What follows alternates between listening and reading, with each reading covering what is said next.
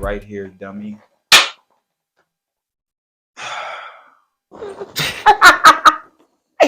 Yeah, we got Halloween right here, dummy. This is Wrestling with Exotics, bitch. What the fuck you thought it was? We gonna talk about that AEW Dynamite and Rampage, this motherfucker. Start the show off. Ricky starts taking on the Ocho. This was a great match for Ricky. He put on a great display of resilience, but at the same time, I wasn't expecting him to win this match, bro. I did not expect him to win this match. I really wanted to see Chris Jericho win and stick it to him and be like, see, you need me. Exactly, because then that would have probably brought him to the group. That was brought to the group. Actually have him in a main event type atmosphere, because if you notice, wherever Chris Jericho's on the card, all the people around him are in a main event type match. When I went to Double or Nothing back in June, or May I should say, the Anarchy in the Arena match was insane. That was one of the highlights. And that was in the middle of the damn show. That was a main event, basically. So I'm just like, Ricky, you need that. Anytime you can rub shows of greatness, you need to just... I mean, you can kind of say, like, since he beat Chris Jericho, that's good for him, but it didn't land you anywhere, bro. It didn't land you anywhere. This doesn't elevate you to do shit. You just beat Chris Jericho. And aged Chris Jericho, I should say. 50 plus Chris Jericho. You know? But what do you think about Chris Jericho's showing in this match? Bro. Like you said, bro, I don't know how he didn't fucking win, bro. He did everything he possibly could in this match to win. Chris hit a suplex off the apron. He did a code breaker, the walls of Jericho, and he even had outside ring interference, and he still could not beat Ricky Stark. At the end of the day, man, Rick should have really just joined the Chris Jericho Appreciation Society. I feel like that would have elevated his career and probably put a belt on him sooner rather than later. But anyway, this was a great matchup. It's crazy to see Chris Jericho still competing in great matches with that build, bro. His build it's not the poorest, but it's not the best either. And he's just making it happen. Like, you could tell, like, he's a little washed up when he tried to jump off the ring ropes and do his little drop kick. He just don't have that same torque in his body anymore to turn like that. You know what I'm saying? So I just think it's funny how you could tell that he's aged, but he's still making it work. Absolutely. Can't not agree with you more, bro. Watching him try to do that drop kick, he was like, hey, Ricky, just cut me off. They're gonna just think you're just one step ahead. You can scout me, really. I don't have it in my knees this week. Right. The next segment on Dynamite was Jon Moxley. He decided to cut a little promo on Hangman and diss him up. Tell him he's tired of this sob story. And I'm really sick that Jon thinks it's a sob story. Jon thinks it's just a game. Jon thinks shit is sweet. That the Hangman just wants his attention, but really he does. It's not the attention he's after at all. He's just sick. Fuck that you're even playing with his livelihood as a joke, and he's gonna get you. I know he's gonna get you at some point. And when he does get his hands on you, you're gonna regret making all these comments. I know you got a lot to say about this. Bro, you don't think it's crazy that he's more mad about Jon cracking jokes than getting knocked out? No. So, if a nigga knocked you out and was talking shit, would you be more mad about him knocking you out or talking shit? Because you just got knocked out and you got a concussion and he made you look soft in front of the whole world. What are you going to be more mad about? Be for real. Not a Hangman fan. I'm asking Fiji Water straight up. What would Fiji be more mad about? I'd be mad. I'd be mad about nigga talking shit. I'm already pissed at myself that happened. But if you're talking shit about it too, so you're emphasizing, it'd be remorseful if you don't even bring it up. Like, you knocked me out. You're not saying. You're just letting the knockout speak for itself. The fact that you're trying to bottom line it to me, so that means you think you can keep doing it. But check this out. If you would have knocked him out, you wasn't gonna talk shit.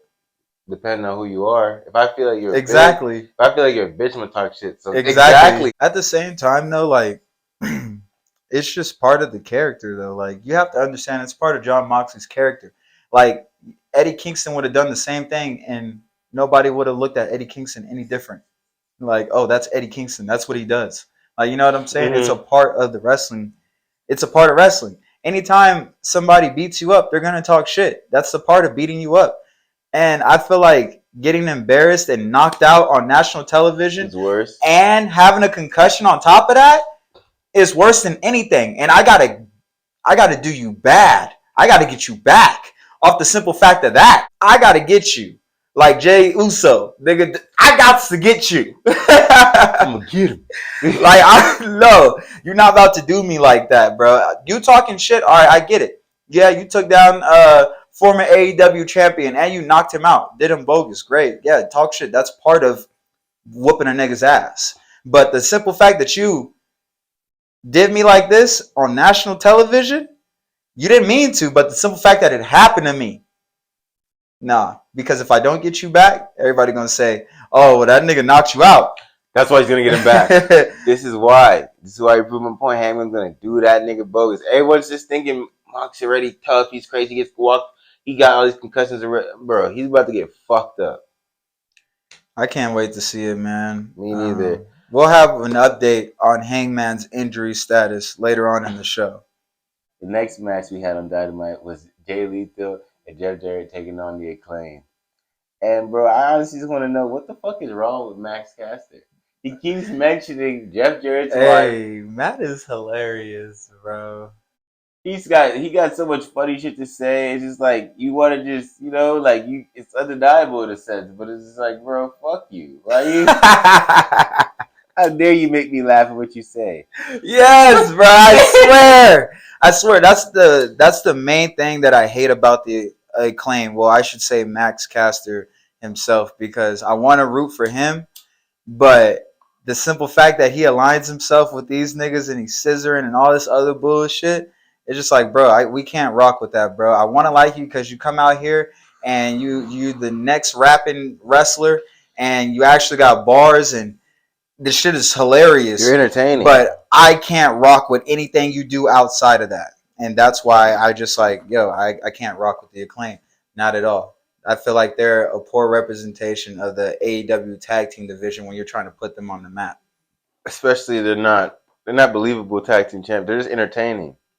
So I feel like a tag team that would be good if you want to continue in that trend of like building homegrown talents, because that's what you guys always do. First AEW homegrown talents with the tag team, like y'all love to say that y'all got some homegrown talent. And as soon as a WWE wrestler come over, you give them the belt. Cut it out. I think you should purposely give it to Top Flight, because if you give it to them, they're a better representation of what you're going for in the face of a young division, and they actually, I feel like they'll have and that's real homegrown talent. Yeah, I feel like exactly. I feel like they have like a better match quality, a better overall like rise to prominence. The only thing they need to work on, like, they're not as entertaining at all like the Acclaim, so I can't give them that. But they definitely have better in-ring prowess, and they make a better match. Like, you have fun watching their matches. For sure. You're kind of just like, okay, Max Caster's coming out, can't wait to hear this rap, and then let's get through his match because he gonna stumble, bumble, and then Anthony Bones, I will give you this: you are better in ring than Max, but you're not as entertaining. You just scream and act real raunchy and horny in the camera. That's all you do. That's all you do. Max like don't gotta do ass David. I'll tell you how you know Max is more talented than this. The guy just knows he's saying something that's more legible. He's awkward when he's rapping. He's awkward as fuck. You can still tell he's like, all these people are fucking watching me. His cadence is not always deliberate, but it doesn't matter because what he's saying is so spot on that you just like, ha motherfucker. Yeah. It doesn't matter that it's awkward. You, on the other hand, I'm looking at you like, what'd you just say? You just screamed. Right. And it says, Daddy, what? Like, what? That's your line. That's your line. You can't say nothing else. You never have the microphone. I'm like, haha, yeah, that was cool. You just screaming, saying weird shit. Come on, Max. You can separate yourself. Just anything, Max, you need to learn from him is in-ring shit. Nothing else. Really, bro? What'd you think about the overall match? The match was cool. I felt Jeff Jarrett should have won this shit because I want to see him low-key take Max out. He said a lot of crazy shit about a legend. Like I said, this is a two-time Hall of Famer. And his wife. So I'm like, fuck, like, low-key Jeff, why you putting him over like this? He already got one match, two, you know what I'm saying? Like, just cut this shit out. You know what? I feel like if Jeff was paired with anybody else, he would have won. Low-key. If he was paired with anybody else, he would have won, man. Jay Lethal is he's just gimmicked out. He's special ed, bro. He don't even know who the fuck he is in the ring anymore.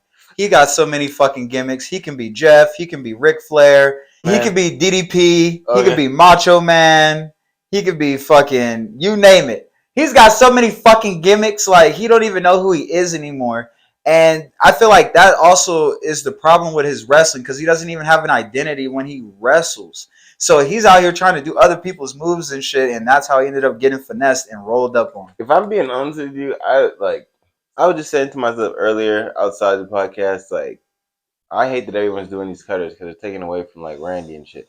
But the fact that his finisher, I love cutters. I love a good old cutter. A good cutter is good, but it's like the fact that his lethal combination, I'm like lethal injection. I just don't think that it's that fire. Like, okay, it's a springboard and you catch him and then you finish him. Like, nigga, how I step to the side. Like, it's so easy to be reversed, you know? So I'm like, that also goes into it. Then his other finisher is the finger four. So anytime he does that shit, I just think Ric Flair. And I think about him having that woo off with him. And I'm just like, Jay, like, come on, bro. Like, what's your thing? What's your, like, you know? Nothing. As much as people hate Cody Rhodes and his neck tattoo, that's his shit. That's him. And he can make it work because you see he got fans. Nigga, he's doing shit that's going against the grain, still making it. You know what I'm saying? It's not only him. Look at someone like the fucking Judgment Day. Look at how Dominic Mysterio's molding that shit, making his identity. So, like, at least we could say Dominic got personality. Yeah. Sucks in the ring, but, nigga, you don't got shit. You don't got shit of nothing original. Nothing original, bro. Yeah, I really do hate how this match ended. I did think that they were going to let Jeff and Jay get away with the titles, but obviously they had to run it back. And I thought if they let Jeff and Jay hold these belts, it would have added a little bit more prestige to these belts and really put the division on the map. For example, you know, like how back in the day, how everyone used to want the Intercontinental Championship because Ricky Steamboat and Ric Flair had it. I feel like they could have had the same impact with the AEW titles. I definitely feel you on that, bro. Especially because, like I said, 2-time Hall of Famer. So he could carry the boatload, even though it's a fucking shame you're 55 for whatever you are, and Jay Lethal's still in his 30s or something like that. And this motherfucker can't even carry the load enough to where it's like, it's like a 50-50. So, yeah, I wanted them to win, but I had a feeling just because he's with Jay, they're going to fuck him. You know what I'm saying? And that sucks. Like, pause. But, like, this, like, it just sucks because it's just like, that shit is just not cool. Like, how do you feel about, like, Jeff Jarrett just being this legible Hall of Famer in multiple companies? Like, I was just watching a podcast the other day and they said Jeff Jarrett is so known for, like, you can never count him out. He always going to prevail. You even said that before. He going to show up.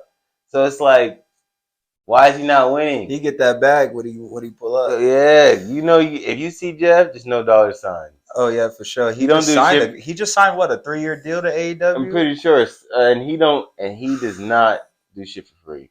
Oh no, for shit, no. The next match is Bryan Danielson and Tony Nese, and this was a great fucking matchup as I predicted it would on the last podcast.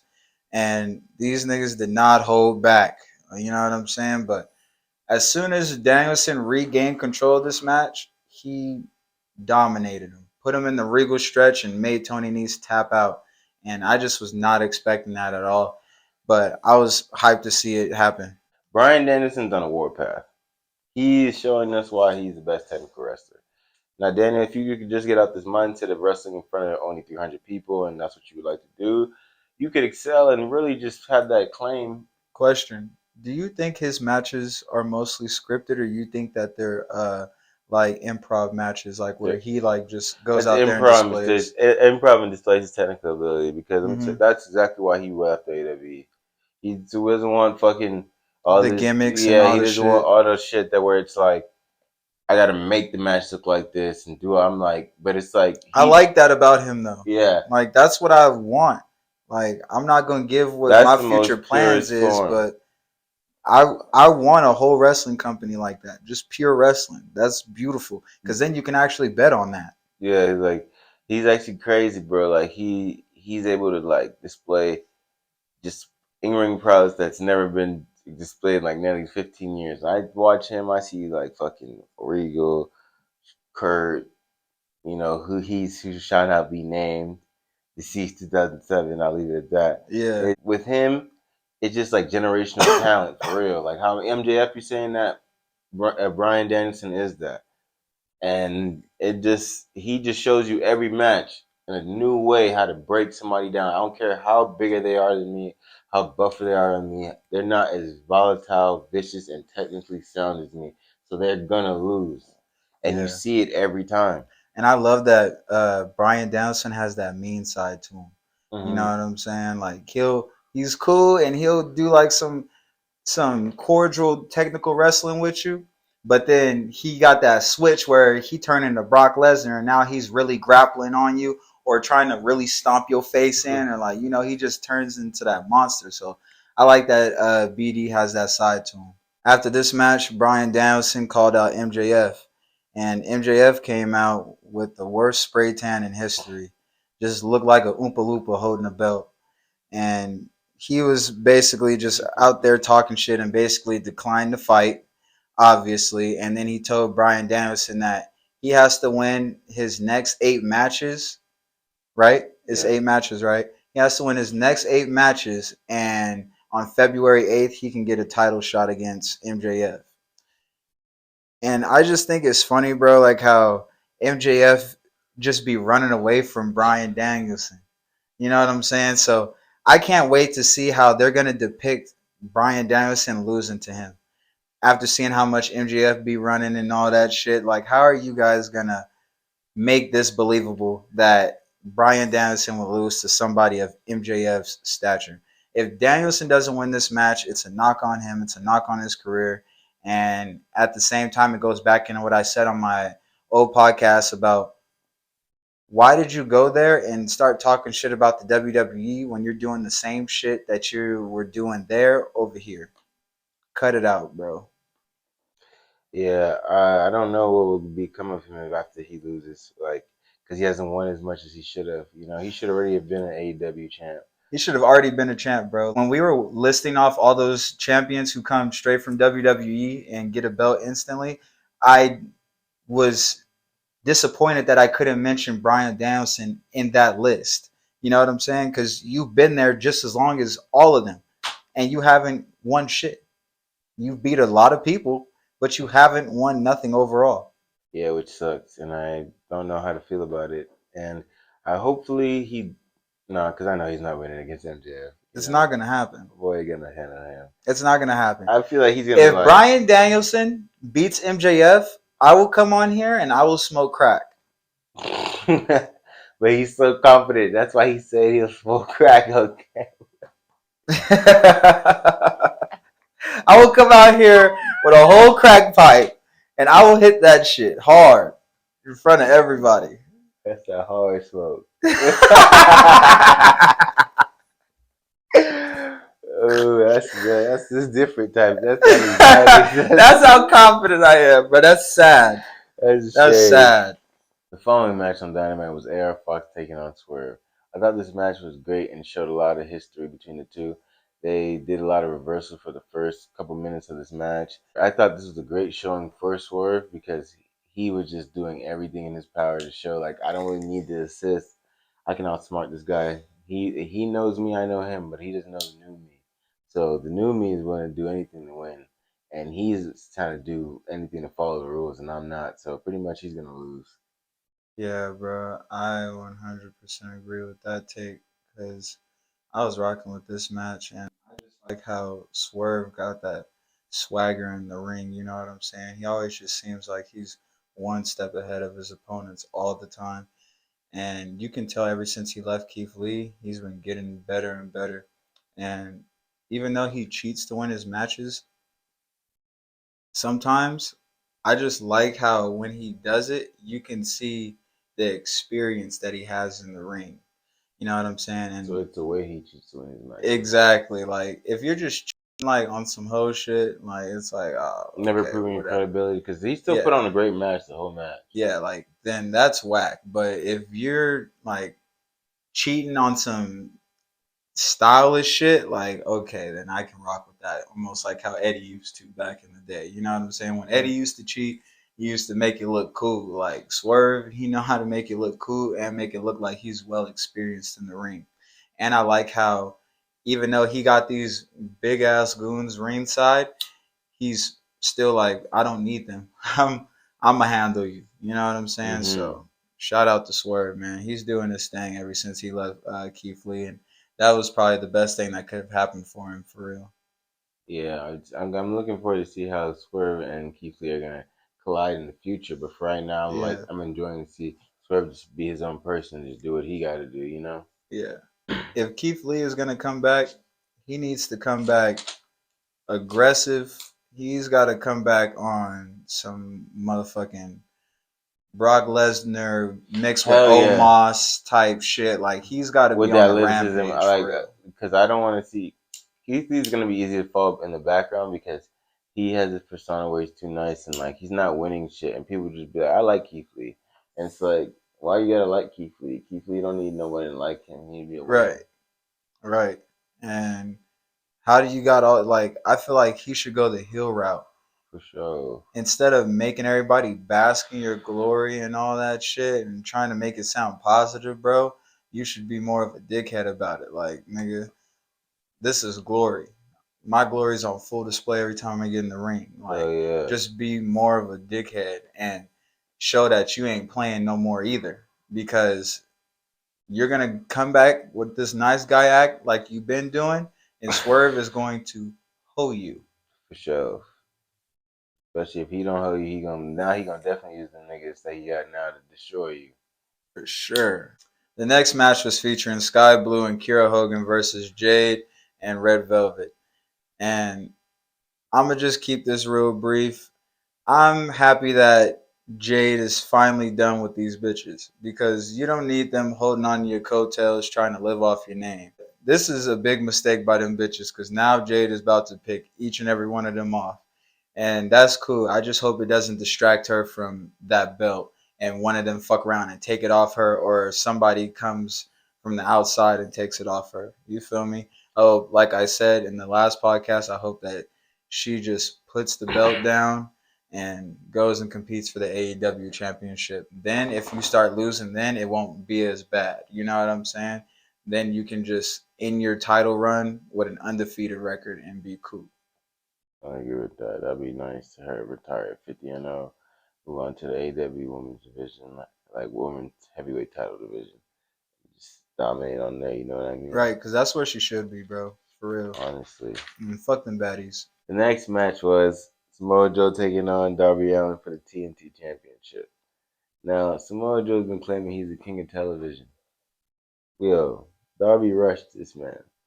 Darby rushed him. Joe grabbed him and then, immediately confronted him, and they were fighting wrestling for a minute. I don't know how Darby got the wherewithal to even take control of the situation to where he could get a ladder, have Joe stand there, and then he just flips on him, fucks up his own knee. I would have let him fall square on his back, and then I would have choked bro out. He said I had to just play it by ear, bro. He looked like he was really hurt. It wasn't Fuck gonna be that. believable for him to beat me. This nigga wearing booty shorts with leggings. I'm choking bro out. Fuck is wrong with him? Overall, Nigga has some Doc Martens on. I ain't never seen Joe was doing him the worst. So once he started taking over the match, Joe hit him with this knee breaker I ain't never seen. He had him crisscross, head over his shoulders, and just dropped down, sitting, just knees chained to the canvas. Just like I was like, that's so much pressure. I was like, there's no way that he did not have to ice the knees after this match, bro. Even though Joe was whooping Darby's ass and he had a bum knee, somehow he was able to prevail in this match and beat the Samoan submission machine. Now I say, in essence, it was believable only because Joe was reaching, trying to stop the momentum from being rolled over, and he exposed the turnbuckle. That said, same turnbuckle ended up being his downfall because he hit it, and then Darby was able to hit his coffin drop, and then you know how that go. It's believable because he didn't really beat him necessarily clean, but he's the good guy and he didn't cheat because he didn't expose the turnbuckle. Yeah. So it's like a loophole in a sense, but I don't feel that it was necessarily the best way for Darby to begin or to gain some momentum because it was like you said, like it wasn't too believable, you know. You know, you don't want to see Samoa Joe losing to Darby Allin. Like it just like you said, it just doesn't make sense. You pretty much called this and said a no shot. Like there's no way he's winning. But I had a feeling because this rematch was so close in proximity to their last match that Darby was gonna win. and they need to build some momentum because he's one of their pillars. Yeah, I was sick as hell, bro. But Joe will be back sooner rather than later. I promise you that. What'd you think about AEW overall as a show this week, bro? I think overall this shit was cool. I love that it had a new display. So if you guys didn't know, the AEW has a whole new display. Say bye-bye to the tunnels. We got a bunch of screens. I like that. Gives me the old aesthetic of like WWE. Like there's one big screen on this. So it's just like this cool little features like that I'm adding in the new year. I like the pacing of this Dynamite because it was steady but fast at the same time. We're moving Yeah, right along, and that's important because you don't want to feel stagnant in a show. You know what I mean? So yeah. I'd say a strong 8 to start out the new year. That's what's up, bro. Yeah, this Dynamite, it was good, bro. I'm not gonna lie, it was entertaining. Even though it didn't end how I wanted it to end, it still was a great show overall. I wish I could say the same about Rampage.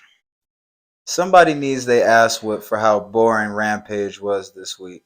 The best match again was the first match, which is annoying as fuck. I hate when that shit happens. It was John and Brian Danielson versus Top Flight. And I hate when they also put Top Flight against the Blackpool Club. Why are you doing that to them? We know that's an L off the bat.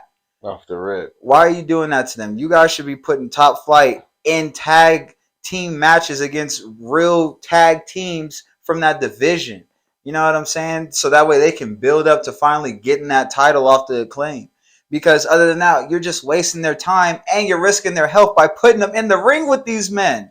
Are you kidding me? Like, Shortening their careers. it don't make no damn sense.